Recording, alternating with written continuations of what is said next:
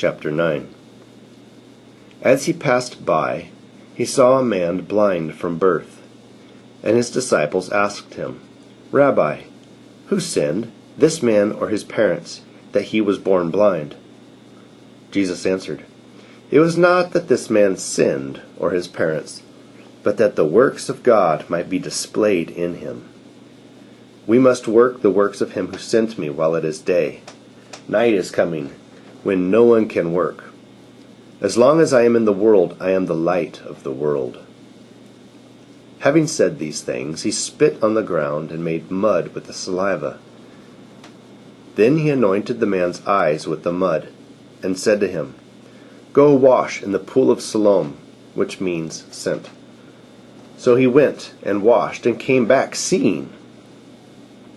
The neighbors and those who had seen him before as a beggar were saying, "Is this not the man who used to sit and beg?" Some said, "It is he." Others said, "No, but he is like him." He kept saying, "I am the man." So they said to him, "Then how were your eyes opened?" He answered, "The man called Jesus made mud and anointed my eyes and said to me, 'Go to Siloam and wash.' So I went and washed and received my sight." They said to him, "Where is he?" He said, "I do not know."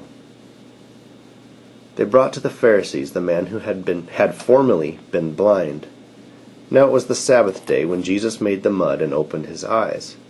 So the Pharisees again asked him how he had received his sight. And he said to them, "He put mud on my eyes, and I washed, and I see."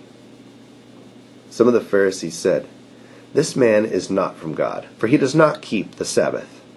But others said, "How can a man who is a sinner do such things?" And there was a division among them. So they said again to the blind man, "What do you say about him, since he has opened your eyes?" He said, "He is a prophet."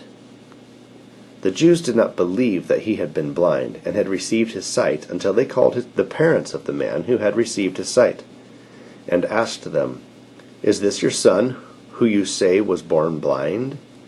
How then does he now see?" His parents answered, "We know that this is our son, and that he was born blind, but how he now sees, we do not know, nor do we know who opened his eyes. Ask him. He is of age. He will speak for himself." His parents said these things because they feared the Jews. For the Jews had already agreed that if anyone should confess Jesus to be the Christ, he was to be put out of the synagogue. Therefore his parents said, "He is of age, ask him." So for the second time they called the man who had been blind and said to him, "Give glory to God. We know that this man is a sinner."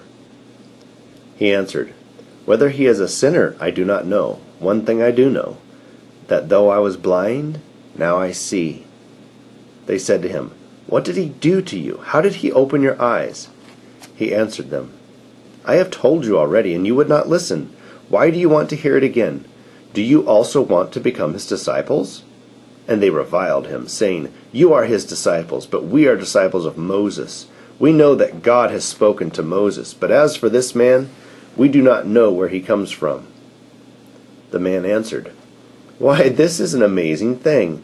You do not know where he comes from, and yet he opened my eyes. We know that God does not listen to sinners, but if anyone is a worshiper of God and does his will, God listens to him. Never since the world began has it been heard that anyone opened the eyes of a man born blind. If this man were not from God, he could do nothing."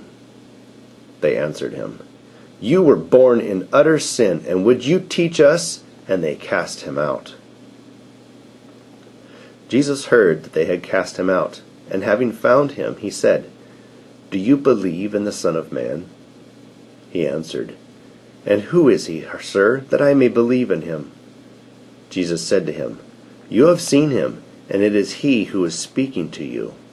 He said, "Lord, I believe," and he worshipped him. Jesus said, "For judgment I came into this world, that those who do not see may see, and those who see may become blind." Some of the Pharisees near him heard these things and said to him, Are we also blind?" Jesus said to them, "If you were blind, you would have no guilt. But now that you say we see, your guilt remains."